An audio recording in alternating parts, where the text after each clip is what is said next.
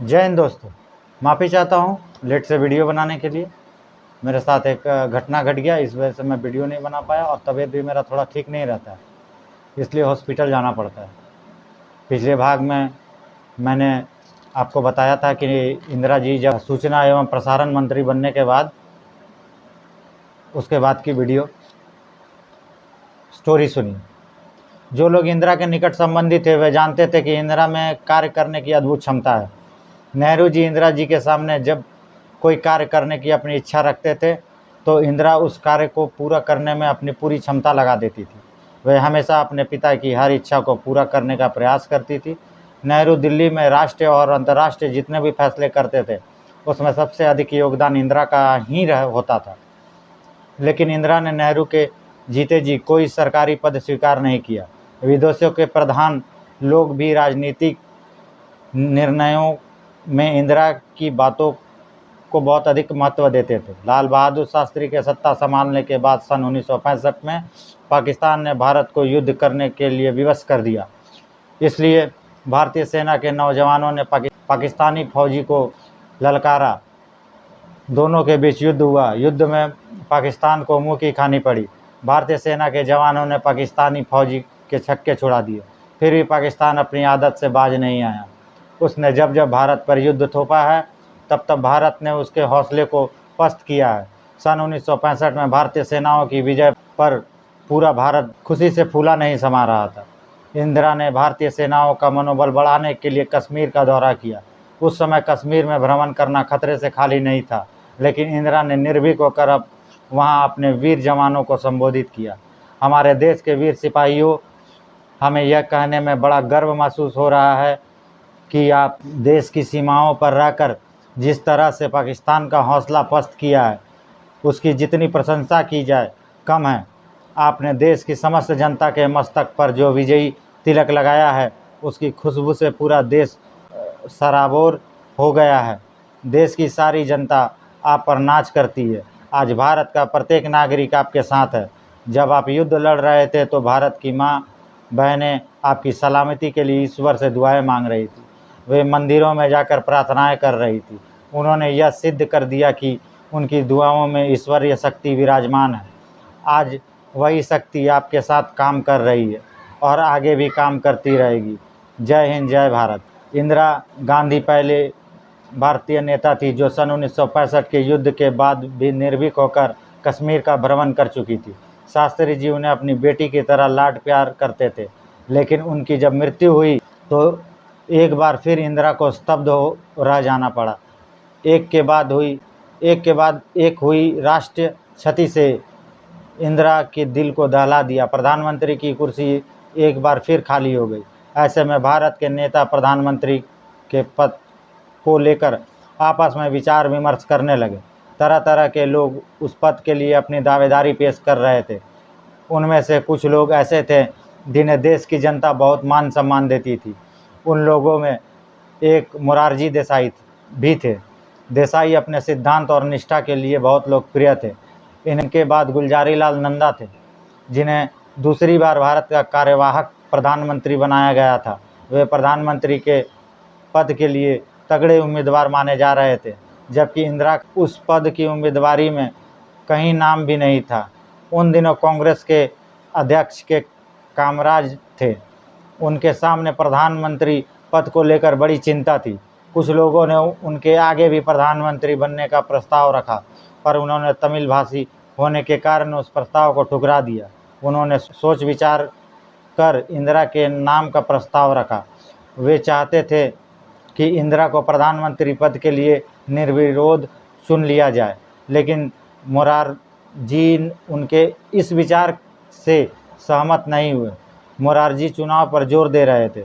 इंदिरा ने जब सुना कि प्रधानमंत्री पद के लिए मेरे नाम का प्रस्ताव रखा गया तब उन्हें बड़ा आश्चर्य हुआ। उन्होंने राष्ट्रीय संकट को देखते हुए अपनी उम्मीदवारी से इनकार नहीं किया।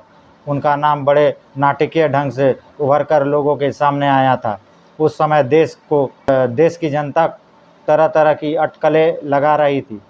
कोई कहता था कि मोरारजी प्रधानमंत्री के योग्य हैं, तो कोई कहता इंदिरा जी प्रधानमंत्री बनेंगी।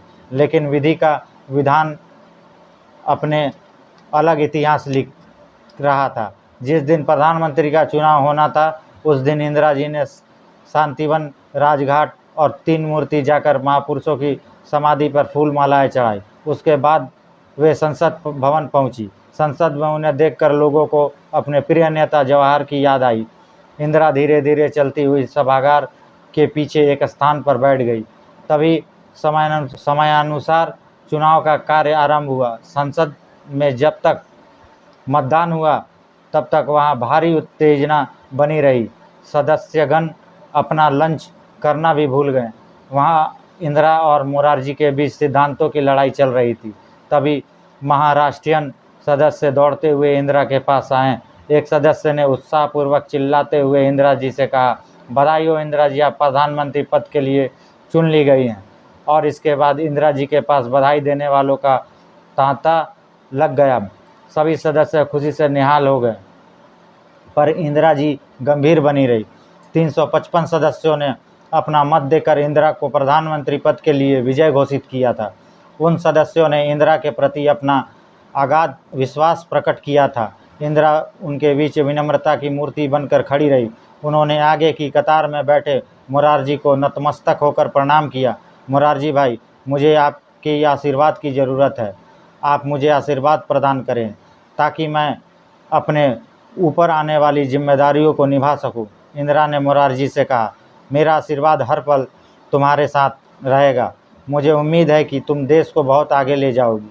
मोरारजी ने उनके सिर पर हाथ रखते हुए कहा, भारत की प्रथम महिला प्रधानमंत्री के रूप में 24 जनवरी सन 1966 को प्रधानमंत्री की शपथ लेकर इंदिरा ने भारत की प्रथम महिला प्रधानमंत्री होने का इतिहास रचा।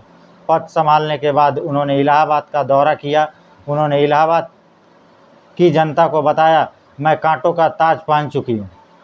उन्होंने अपने भाषण से वहाँ की जनता को मंत्रमुग्ध कर दिया।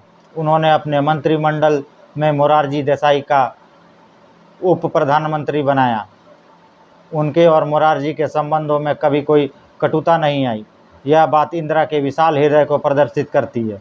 जिस समय उन्होंने प्रधानमंत्री पद की शपथ ली उस समय देश की अर्थव्यवस्था डामाडोल हो चुकी थी।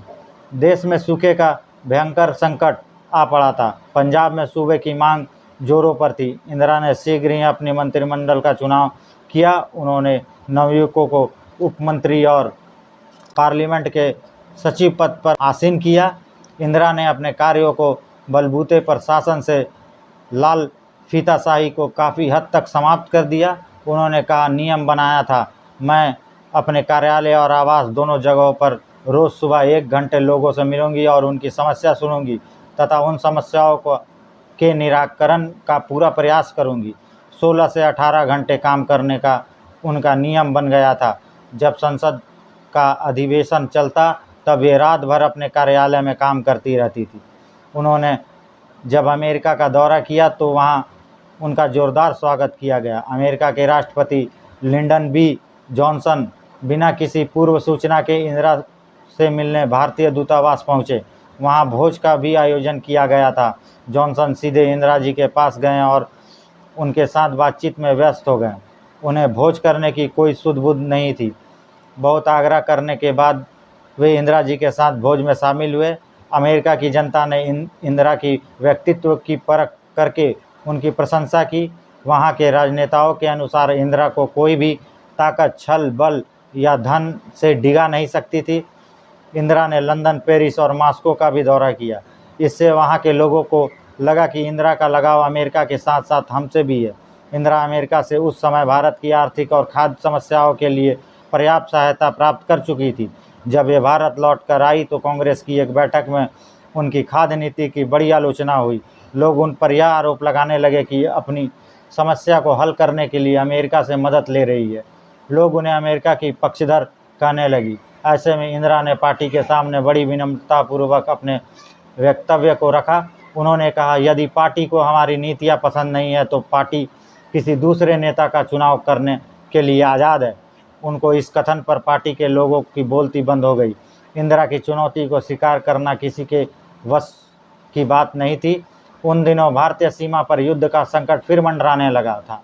ऐसे में इंदिरा ने मानवता के कल्याण के लिए शांतिपूर्वक उस संकट को टालना चाहा।